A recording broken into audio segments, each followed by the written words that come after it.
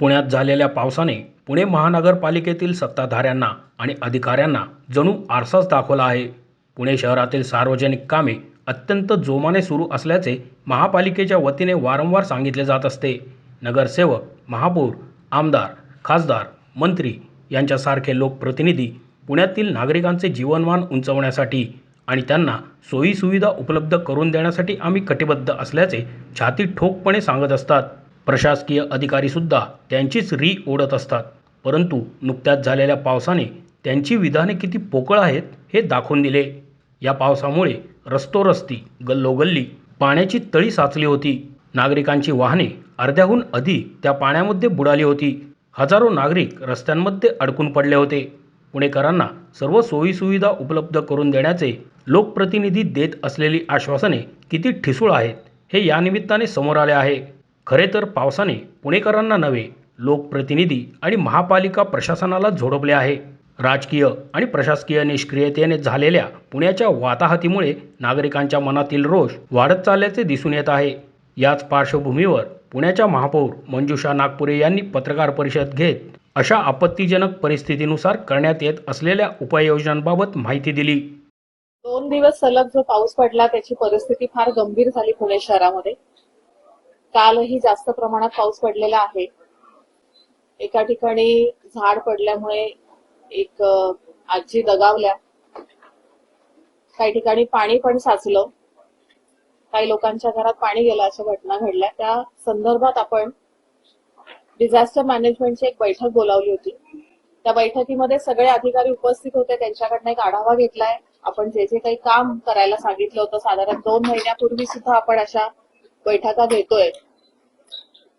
त्यातला major issue होता तो म्हणजे storm water lines, drainage lines, ओढे नाले स्वच्छ करण्याचा विषय आणि झाडांचं छाटणी करायचा विषय होता. धोकादायक फांद्याचं छाटणी झाली पाहिजे. तर स्टॉर्म वॉटर लाईन्सचे टेंडर्स, क्लिनिंगचे टेंडर्स लागले गेले. काही ठिकाणी L1 फायनल आहेत.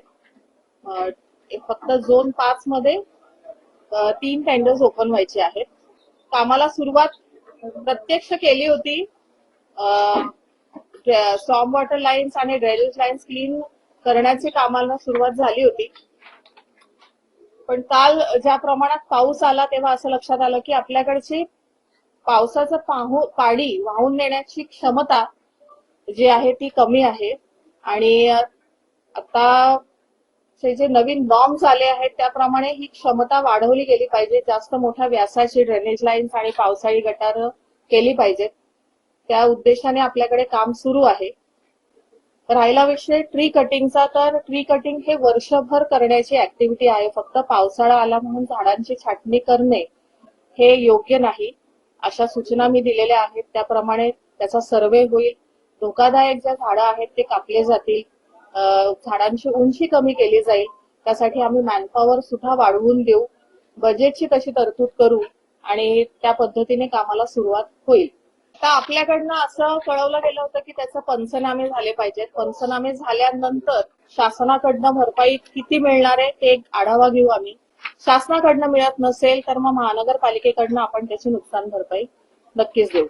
सक्षम यंत्रणा उभी करावी लागेल आणि ती आता कालच्या पावसामध्ये तुम्हाला लक्षात आलं असेल की महानगरपालिकेचे सगळे कर्मचारी रस्त्यावर उतरून काम करत होते.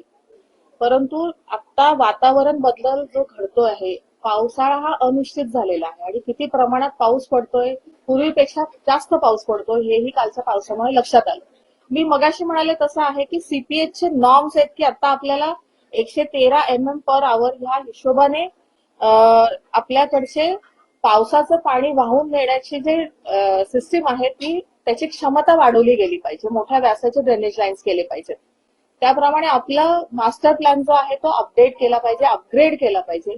नवीन जे स्टॉर्म वॉटर लाईन्स जे आपण घालणार आहोत त्या मोठ्या व्यासाच्या घातल्या गेल्या पाहिजेत. जुनं पुणे जे आहे म्हणजे आधीचं शहर, तिथले जे स्टॉर्म वॉटर लाईन्स आहेत त्याचं क्षमता कमी आहे. ती वाढवण्याचा प्रस्ताव मी आयुक्तांना सांगितलं की आपण त्या उद्देशाने काम करून त्याचे प्रस्ताव आपण पुढे ठेवूया.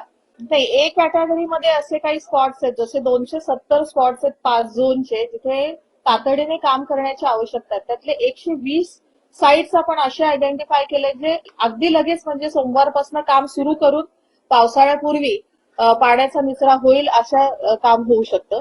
आम्ही असे आता आदेश दिलेत की आपण लगेच सोमवारपासून अशी कामं सुरुवात करायची आहे. आम्ही असे आदेश दिले आहेत की असे कुठला अर्ज आल्यानंतर 48 तासाच्या आतमध्ये परवानगी दिली गेली पाहिजे आणि झाडांची छाटणी सुद्धा झाली पाहिजे.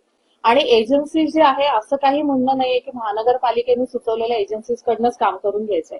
नागरिकांनी आपापल्या स्तरावरती लोक आणून काम करून घेतले तरी कोणाची काही हरकत नसणार आहे याच्यात.